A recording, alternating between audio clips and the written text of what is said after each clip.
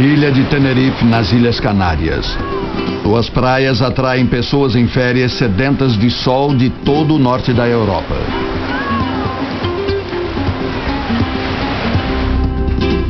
Muito acima das praias, literalmente dentro das nuvens, fica o aeroporto de Tenerife, Los Rodeos, hoje muito pouco usado pela péssima fama que ganhou com acidentes. 1000 pessoas perderam suas vidas aqui em acidentes aéreos. Motivo? Los Rodeos fica envolto em nuvens quase o dia inteiro. Domingo 27 de março de 1977 foi exatamente um desses dias. Havia 2 Jumbos 747 fazendo voos charter para as Canárias. Um era um avião da Panam cheio de turistas. O outro, um jato holandês da KLM. Uma das coisas estranhas desse dia é que nenhum dos dois ia para Tenerife. Estávamos começando nossa descida para a aproximação de aterrissagem em Las Palmas, nosso destino original. Recebemos um chamado do controle de tráfego aéreo a fim de mudar o rumo imediatamente para Tenerife. Quando uma bomba terrorista explodiu numa ilha vizinha, esse pequeno aeroporto ficou de repente coalhado de aviões. O copiloto do jumbo da Panam era Bob Bragg.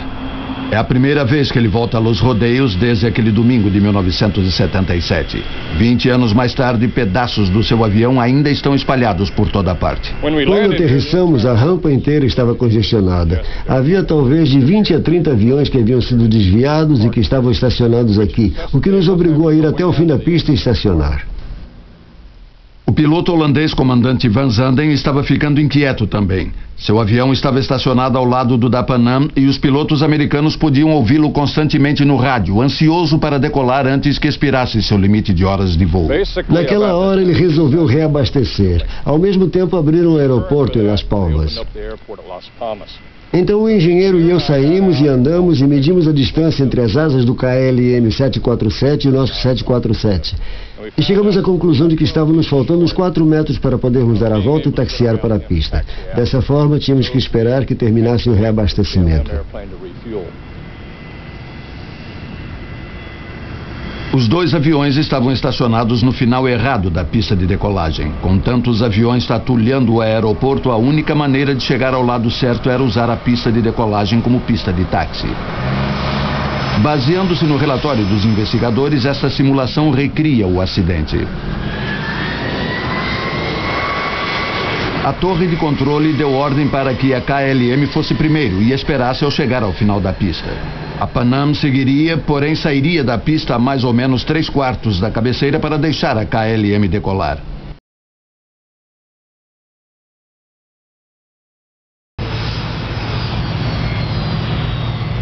Quando a Panam entrou na pista, nuvens começaram a descer dos morros circundantes. Os pilotos americanos logo passaram a andar muito devagar através de um denso nevoeiro, procurando a sua saída. Nesse ponto, o piloto da KLM já tinha alcançado a cabeceira da pista, virou e estava ansioso para partir. A torre nos chamou e perguntou se já tínhamos saído da pista. E eu disse, negativo, ainda estamos na pista, mas vamos avisar assim que sairmos. Olhamos para frente e vimos as luzes do avião da KLM. E eu imediatamente vi que as luzes estavam balançando. E disse, acho que ele está se movendo. Ficou bastante óbvio que ele se movia. Aí comecei a gritar, sai, sai. E o comandante virou o avião, botou potência total nas turbinas. Quando estávamos virando, olhei para trás e para fora da janela e não pude acreditar no que ele estava fazendo. Nunca vou me esquecer. Eu vi o farol rotativo debaixo da barriga do avião. Fechei os olhos e me abaixei.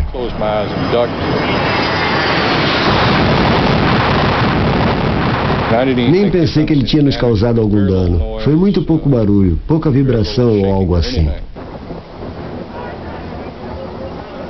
Tenerife permanece como o maior desastre aéreo do mundo.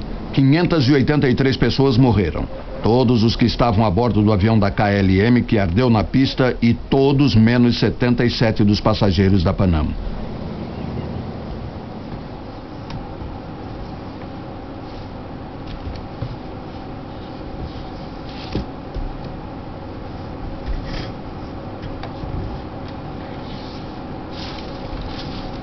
Paul Reutz, um dos comandantes sêniores da Pan Am, ajudou a investigar o acidente. Entre os salvados estão os instrumentos chamuscados do jumbo da Pan Am. No dia seguinte ao desastre, Reutz chegou a Tenerife com outros investigadores americanos. Sua primeira tarefa era escutar as mensagens radiofônicas entre a torre de controle e os dois aviões. Logo, Reutz ouviu algo que chamou sua atenção. Houve uma hora em que não se conseguia entender o que o primeiro oficial da KLM estava dizendo e pedimos que o trecho fosse repetido diversas vezes. Era óbvio que esse homem estava sob estresse.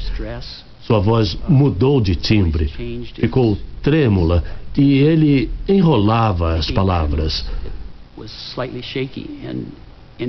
E isto foi uma referência que logo nos chamou a atenção.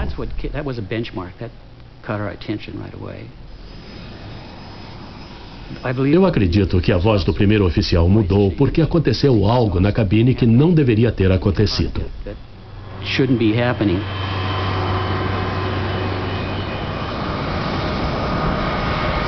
O gravador da voz da cabine do avião da KLM forneceu a pista seguinte do mistério.